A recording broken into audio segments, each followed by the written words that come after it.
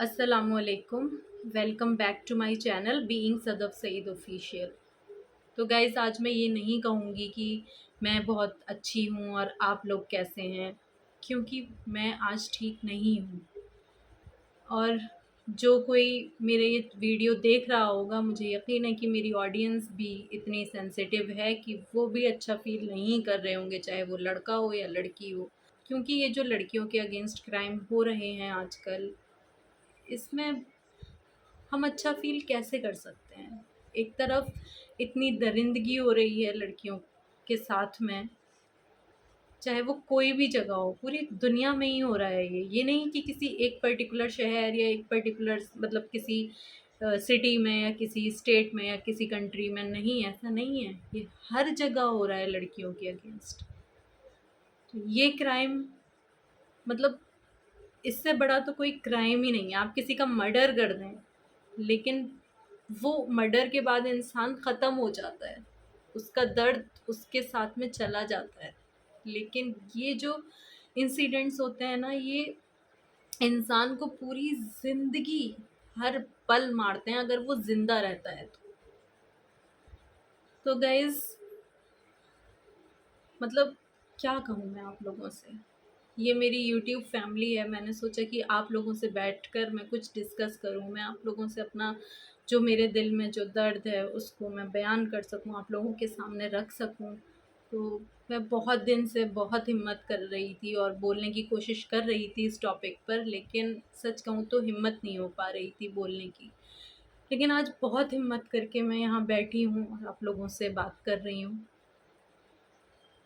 क्या हुआ कोलकाता में, कितनी दरिंदगी से उस बेचारी डॉक्टर को, मतलब क्या क्या नहीं किया गया उसके साथ में, कितना उसने सहा होगा उस वक्त, कि क्या उसके ऊपर बीती होगी जब उसके मतलब उसकी पेल्विक बोन टूटी हुई है, उसकी आँखों से खून निकल रहा है, उसके हर बॉडी पार्ट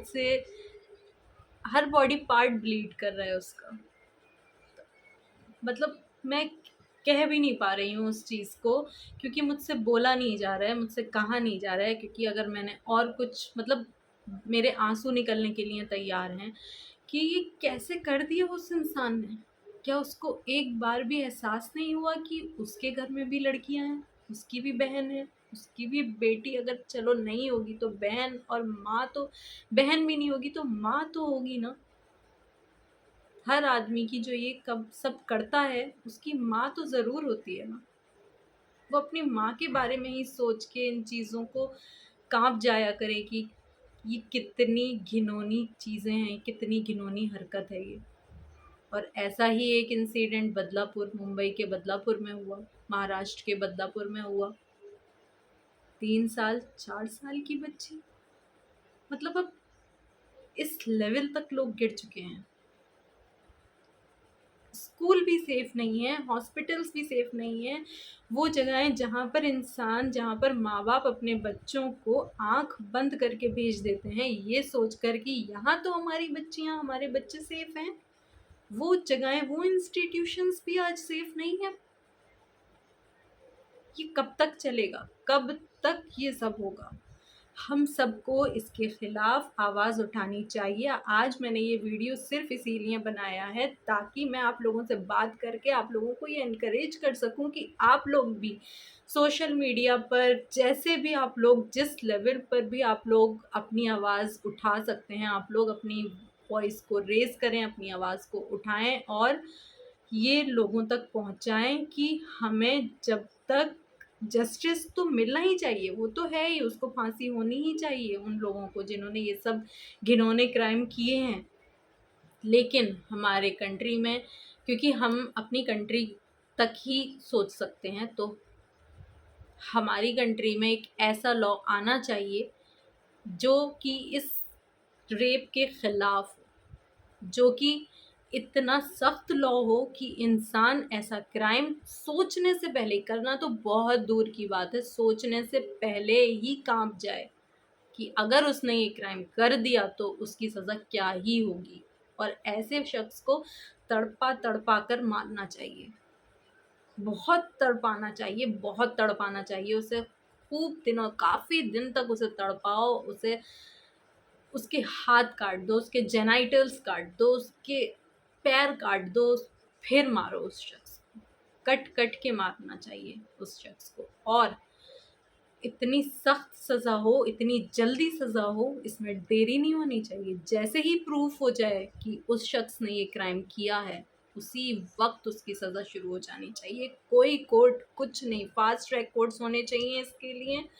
और जैसे ही क्राइम का पता चले कि इस बंदे ने ही किया है ये क्राइम, फ़ौरन फ़ौरन उसकी सज़ा शुरू हो जानी चाहिए। इसमें कोई दिन, कोई महीने, कोई साल की इतना लंबा टाइम नहीं जाना चाहिए, क्योंकि जब ये लोग क्राइम करते हैं तो जो विक्टिम होता है उसकी फैमिली कोर्ट के चक्कर लगाते लगाते, पुलिस स्टेशन के चक्कर लगाते लगाते ही आधी हो जाती है।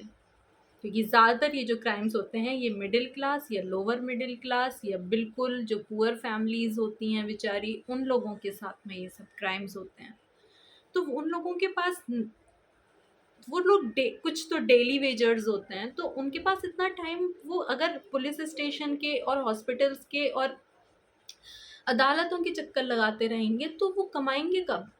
उनको तो कमाना भी है ना, तभी उनका पेट भरेगा, क्योंकि वो तो लोअर मिडिल क्लास या पुअर फैमिलीज से आए हैं। तो ऐसे लोगों की ज़िंदगी और मुश्किल हो जाती है जब वो इस केस को लड़ना शुरू करते हैं। क्योंकि निर्भया के में भी आपने देखा होगा कि बहुत टाइम बाद इंसाफ मिला, लेकिन हाँ, इंसाफ तो मिला। तो ये खुशी है कि इंसाफ मिला और उन लोगों को सज़ा हुई। लेकिन ये सज़ा काफ़ी नहीं है कि 10 साल 15 साल वो लोग जेल में रह लिए और दैट्स इट। नहीं, उम्र कैद भी नहीं। उनको सज़ा होनी चाहिए, बहुत सख्त से सख्त सज़ा होनी चाहिए, और मारने से पहले उनको फांसी ही देनी है इन द एंड। लेकिन फांसी देने से पहले उनको इतना टॉर्चर करना है, इतना टॉर्चर करना है कि उनकी रूह कांप जाए, और उस टॉर्चर को लाइव दिखाना चाहिए।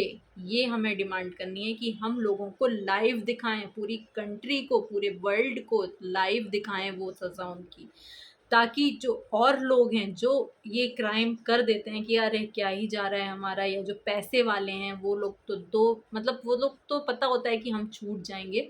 नहीं, इस केस में छूटना नहीं चाहिए, कोई भी कल्प्रिट नहीं छूटना चाहिए।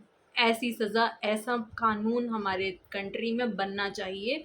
बाकी कंट्रीज़ का मैं नहीं जानती, वहाँ के वो लोग जाने, लेकिन हमारी कंट्री में ये कानून बनना चाहिए। इसके लिए हम सबको, मेरी यूट्यूब फैमिली, आप लोगों से मेरी हाथ जोड़ के रिक्वेस्ट है कि आप सब लोग व्हाट्सएप के थ्रू, इंस्टाग्राम के थ्रू, या जो भी सोशल मीडिया चैनल्स आप लोग प्लेटफॉर्म्स आप लोग इस्तेमाल कर रहे हैं, उन प्लेटफॉर्म्स के थ्रू आप लोग ये आवाज़ उठाएं। क्योंकि 15,000 सब्सक्राइबर्स हैं मेरे, इसमें से अगर आप सब लोग आवाज़ उठाएंगे और आप अपने हर फैमिली मेम्बर को बोलेंगे तो यही लैक्स में चले जाएंगे, और यही लैक्स को देखकर और लोग भी जुड़ेंगे इस चीज़ से। तो प्लीज़ आप लोग आवाज़ उठाएं कि ऐसा कानून बने जो कि दूसरी कंट्रीज़ में से भी अगर मुझे देख रहे हैं तो आप अपनी कंट्री के लिए, अपनी कंट्री के लोगों के लिए, अपनी कंट्री की लड़कियों के लिए, अपनी माँओं को, अपनी बेटियों को, अपनी बहनों को, अपनी बीवियों को सेव करने के लिए आप भी आवाज़ उठाएं।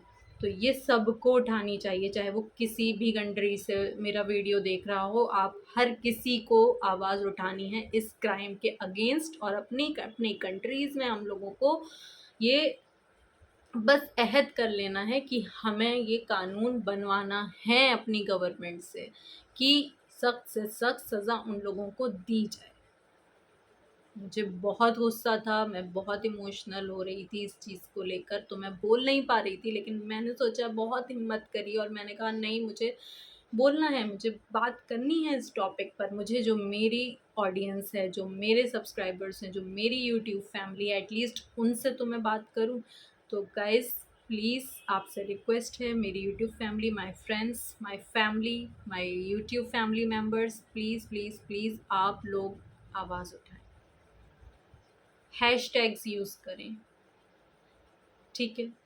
तो चलिए, ये कोई बहुत आज खुशी के साथ में, ना तो मैंने इस वीडियो को शुरू किया और ना ही मैं खुशी के साथ इसको एंड करूँगी, लेकिन बस यही कोशिश करूँगी। और हाँ, एक बात और कहना चाहती हूँ कि प्लीज़ अपने बच्चों को, अपने बेटों को एक बहुत अच्छी तरबियत दें, उनको तरबियत दें कि वो दूसरों की बेटियों की इज़्ज़त करें, उनको तरबियत दें कि वो अच्छे इंसान बनें।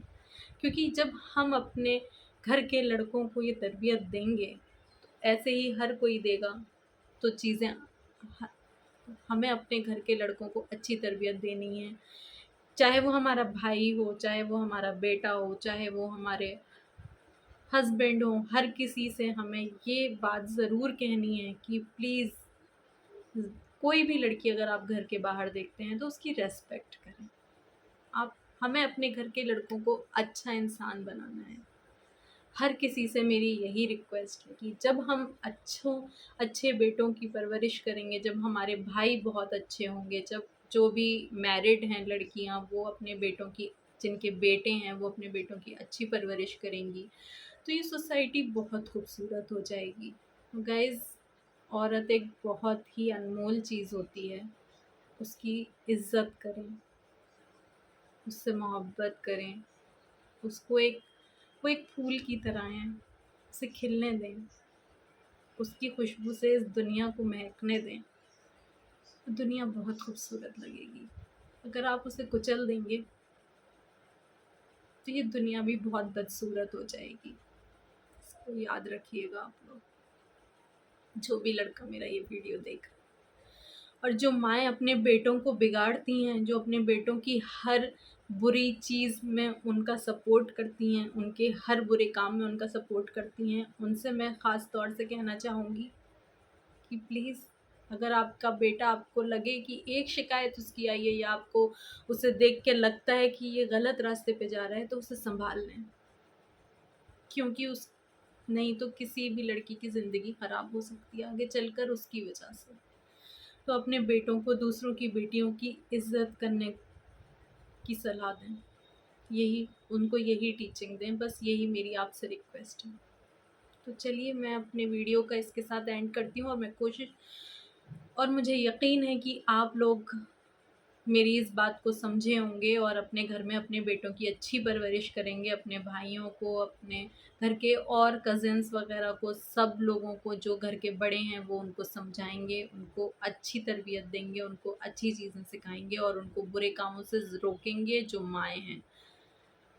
और प्लीज़ एक बात ज़रूर मेरी और याद रखिए कि अपनी आवाज़ को उठाइए और सख्त से सख्त सज़ा की मांग करिए, आप जिस भी कंट्री से मेरा वीडियो देख रहे हैं।